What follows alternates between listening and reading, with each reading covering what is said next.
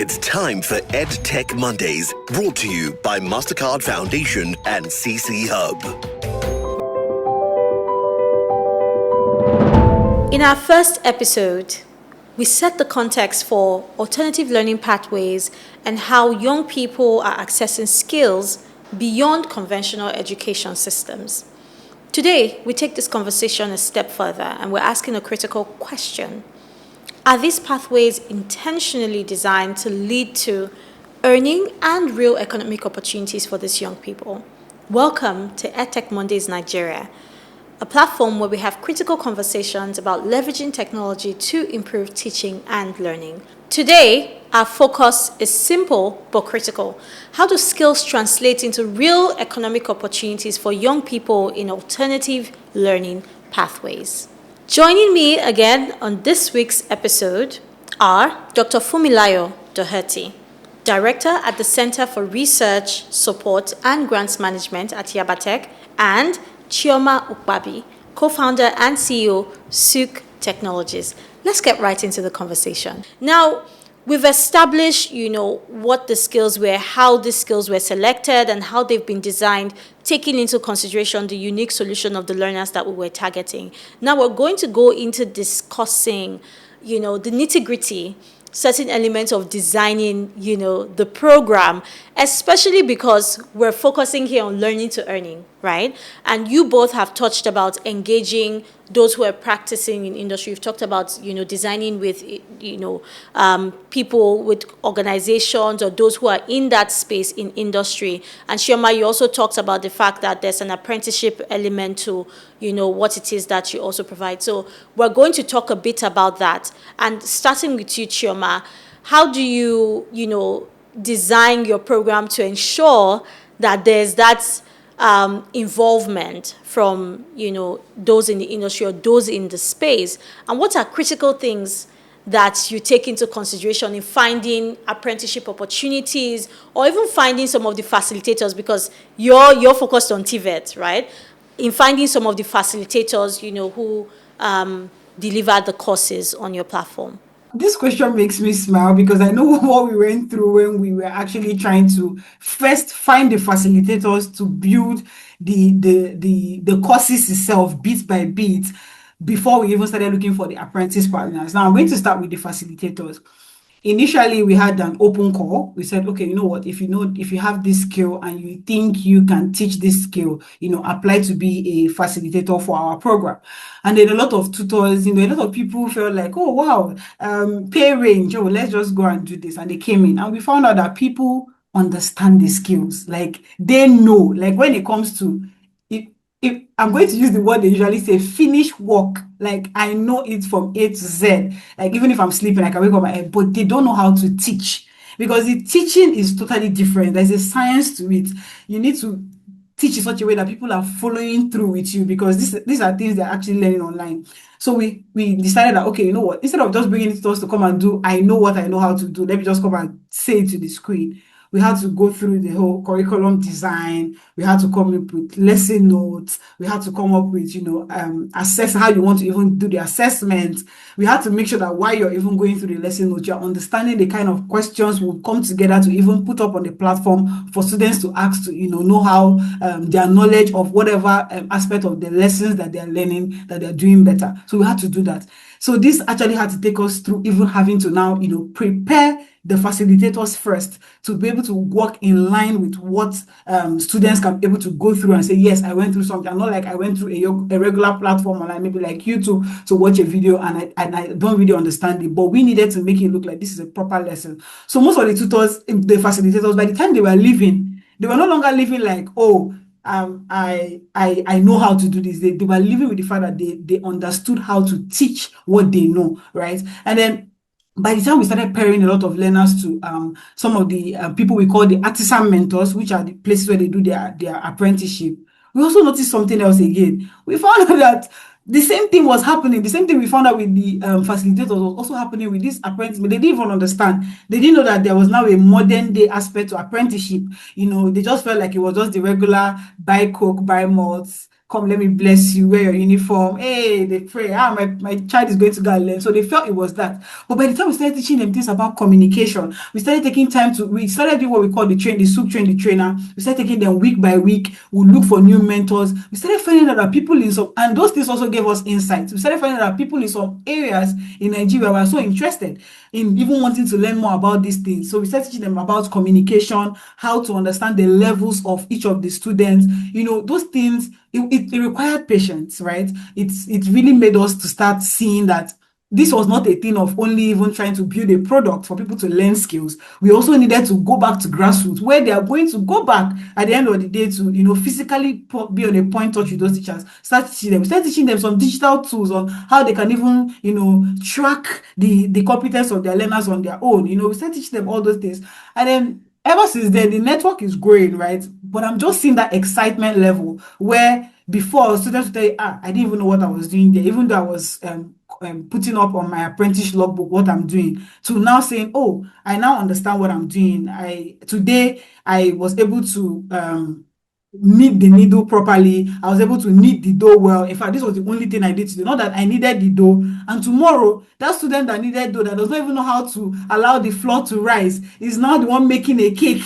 And the tutor has jumped the stage. No, the students are not taking it. In fact, they go as far as, even when they even have people externally, not from SUWK, they tell them, go to SUWK's platform, go and buy their course and go and learn, so that you're not coming to me and start asking me, what is this pen? How do I put this one? They already know. And then the students who, at the end of the day, they go back, watch those things and come back and asking the right questions at the end of the day. So all those things, we figured out that it was not only for building a product for the users. We also decided that the product was also going to be such a way that even while the users are using it, the people they would meet at every point of the stage of their learning are also involved in the growth process as well. Thank you very much, Emma, for that. I mean, a number of things that you shared that I'd highlight is, because of the kind of solution you're building, TVET is really hands-on practical skills.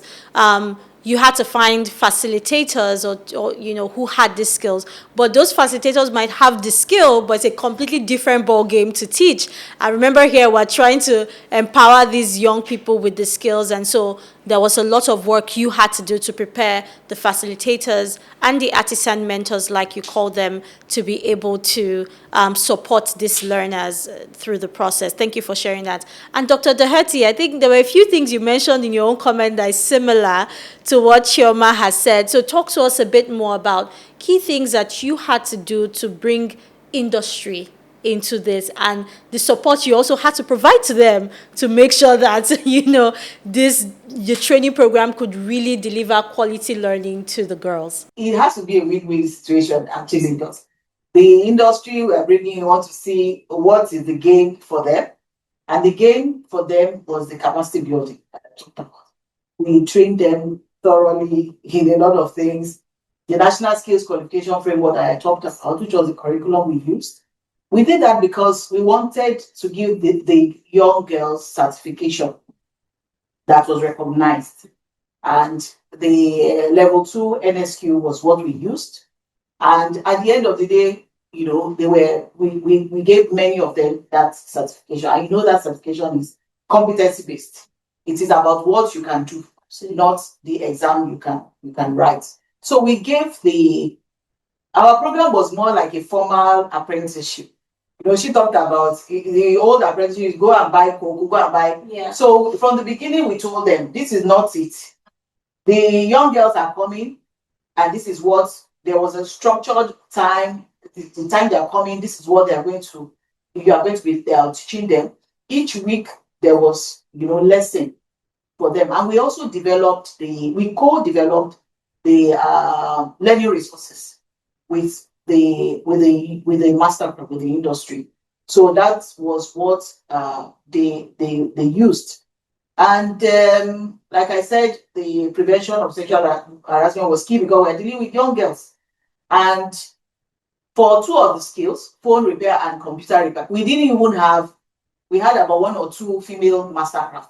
But I can tell you now, we have many of those who have graduated from our program who are doing well as female mastercraft in the phone repair sector and the computer repair sector. And these young girls are also coming back to train more they are volunteering to train more as facilitators, as master crafts. So I would say that if you are bringing in the industry, it's important that you have to clearly state what will be their own benefits. And some of the mastercraft now have also employed those young girls, to assist them in their shop, in repairing of phones and computer hardware maintenance. Thank you very much, Dr. Doherty, for that. And like you said, absolutely, it's about finding that balance, and it's a mutually beneficial, relationship if one needs to bring industry into co-creating and co-delivering learning programs that see our young people going from learning to earning. What really motivated me to join SUWK program and become a shoemaker, it's the fact that I love doing something that makes me unique and makes me outstanding. And shoemaker happened to be a job that everybody believes is for guys, it's main work because it's somehow hard. Since when I started with SUWK, I've really seen myself like what I've always wanted to be.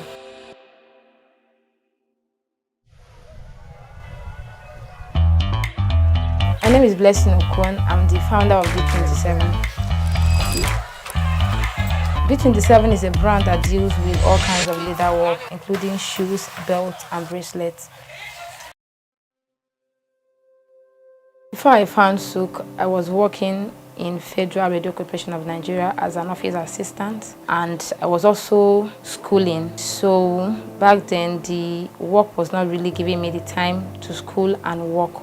So I decided to look for what I can use my hand to do so that I can have my time to do my work and then also go to school. I met a friend and he introduced me to SUWK, and from there I started learning with SUWK. What really motivated me to join SUWK program and become a shoemaker, it's the fact that I love doing something that makes me unique and makes me outstanding. Shoemaker happened to be a job that everybody believes is for guys, it's main work because it's somehow hard. Not even somehow, it's very hard. It's a very hard-working job. If anyone should ask me, what are you doing? And I tell you I'm a shoemaker, the way everyone will start seeing me, they see me like I'm a superhuman. I can do anything, I am strong. Like for me to be able to do shoemaking that is for man, as a woman, it has more pride to my life. Today, I will demonstrate 3 types of cords that are fundamental to leather work. Through SUWK, I've been able to identify quality material whenever I go to market. I've been able to build my own business, which has helped me financially. And I've gained a lot of connections, which has also helped me to meet a lot of important people in Nigeria, outside Nigeria, because I've sent my work outside the country. I've been getting a lot of good feedback from them, and I'm still going. Africa has the largest population of young people, and what do we do with this large population of young people if they do not have jobs? You obviously channel their energy into other avenues. And how can we make accessing jobs, employable skills possible for them? By making it affordable, by making it quality, by making it credible. Yes, I learned from SUWK. I know that no matter the organization I go into, my certification from SUWK can really stand out and help me get a job. One of the ways the fellowship really helped us was in pricing our solution. So pricing our product properly was one of the biggest value we really got. Through the program, we were able to develop this model that has made our startup more credible and more viable. Now, back to you, Chioma. My next question for you is, we've talked about the fact that this is not just about learning, and you've talked about all of the things, how you've designed the flexible learning pathways, how you've brought in industry and, supported them to be able to deliver effective learning. Talk to us a bit now about what the earning journey looks like for young people who, learn from SUWK. What sort of support is provided? What, sort of stories do you have about their participation? Or even if there are some challenges as well, and how you might have supported them through, those challenges. Earning has been, on a good scale. So sometimes if I'm going to put it together, if there are 10 people that have gone for apprenticeship, and we're tracking them most of the time, 50% of the time, 50% of them, 100% of them, 50% of them actually get either retained by where they went to do their apprenticeship, or they actually get a job, or they even start something small in their house. And I was telling, like I think last month, as a team, we were coming together to even pay attention to, places where people say, there are some skills that people would start something on their own by themselves, and there are some skills that people actually require to, work with people to be able to keep building on that particular skill. And there are skills where people are now, retained as normal, from apprenticeship to, employers. Now, over the period of time, we started finding our ways. So instead of telling them, okay, start a business, because these are some of the things we've also learned. As much as we want people to, start entrepreneurship, be on their own and stand on their own, we've gotten to also learn that the learning for TVET is still way beyond wanting to even start on your own. We have a 3 months period. There are some things that you need to learn beyond 3 months, right? And there is a level at which we as an organization can actually help you to a level. So we also encourage you getting a job where you can learn a lot of things like, the discipline, the time management, those soft things that, makes you a better leader when you finally want to start off your own businesses. So we started, we introduced that to some of our learning so that you can also know that. But then our artisan mentors at the same time started helping us out with that. So these artisan mentors started giving us that opportunity to, retain some of the learners. So, after a period of time, you brought in 3 people to me. I want to retain 2 more people, and then the partner organizations that we also work with, because some organizations use our platform to train people and track their progress over the months. We also started, encouraging them to want to, support with the little ways. So sometimes we tell them, we can support them with a little bit of grants, like for them to start up their businesses. We can also encourage them with, extending, if possible, extending the apprenticeship for them. So if it's 3 months, you can pay for another additional 3 months again for them, because it's relatively affordable. So why don't you just pay for another 3 months again for them to, keep on this, learning these skills. And then, most of the time they can now start, going from there. Then we started getting some of them starting jobs, so starting their own businesses. But because of the style of our apprenticeship is on a proximity level, so if you are living in, let's say, for example, in Aja, we try as much as possible to look for an apprentice mentor that is within that environment. Why? Because we notice that if the transport fare gets ridiculously high, it discourages them, even if they are the ones that even paid for them to come and learn that skill, or someone even paid for them at the end of it. It just discourages them totally. They don't want to, continue going because it's far, the distance, the traffic. So we just try as much as possible to, physically also go and look for mentors around the area to, help them out. So we also introduced that, and then we now say, because of the kind of relationship they build during their mentorship, they can now say, I want to start my own business. I think I can start my own business, but there's a relationship. I can go back to my mentor. We have one case, one of our super mentors, she's here in Aja in Badore, Madam Rose. So Madam Rose is someone that at any time her space is open. Even if you don't have the tools, don't worry, come to my shop. We'll work on a profit sharing. We also try to also introduce that to other mentors, even though sometimes they don't agree, but some of them have, they're happy because these students, they are younger, they are more energetic, they can get the customers, those kind of things. And then they're like, okay, you know what, if you have someone that wants to make hair, instead of you saying, no, I cannot make hair, bring the person here, do it yourself.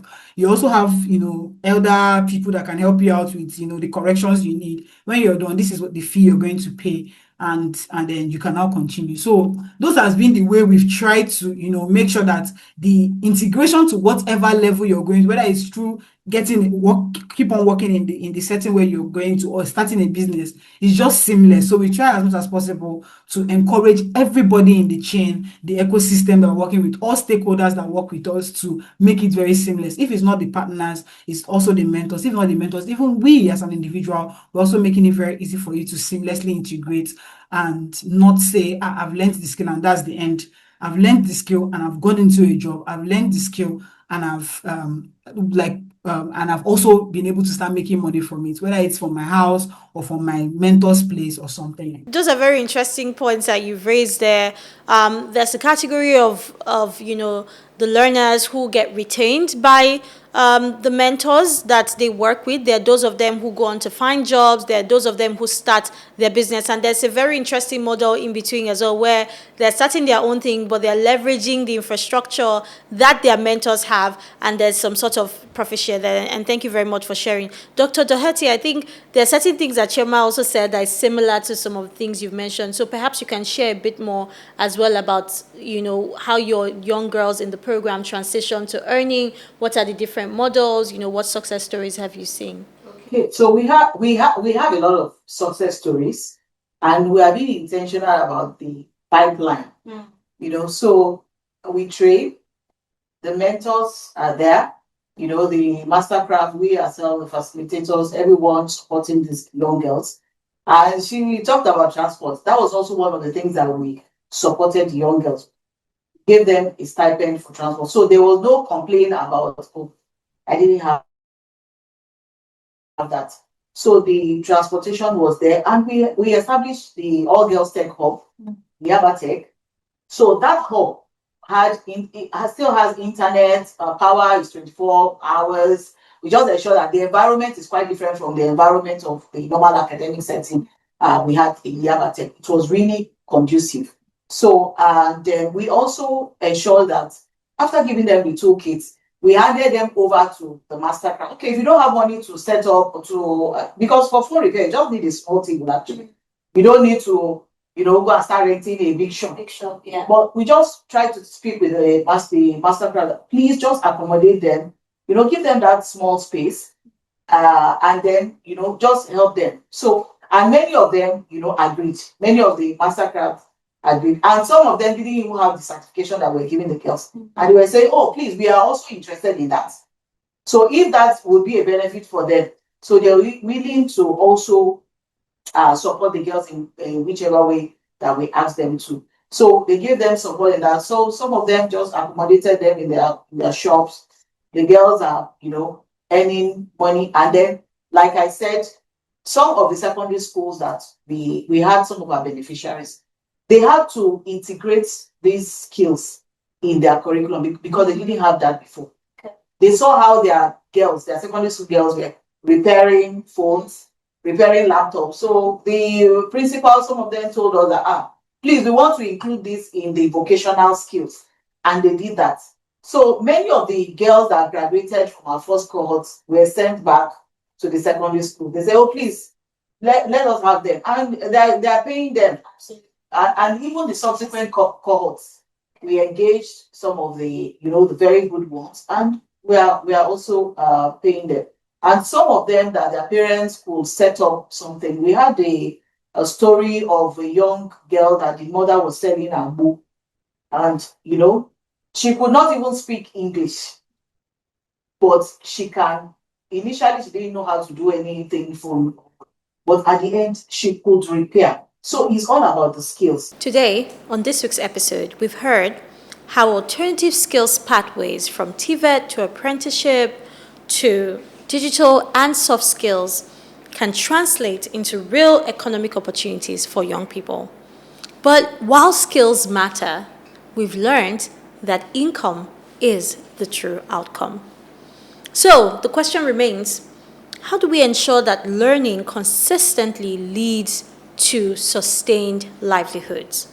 Share your thoughts with us on social media or via SMS or WhatsApp at 0703 165 0809 or call 0706 402 0742. Remember, the conversation doesn't end here. Join us on our WhatsApp and Telegram communities and catch up on past episodes on Spotify and YouTube. Until next time, I remain your host, Nisimadu.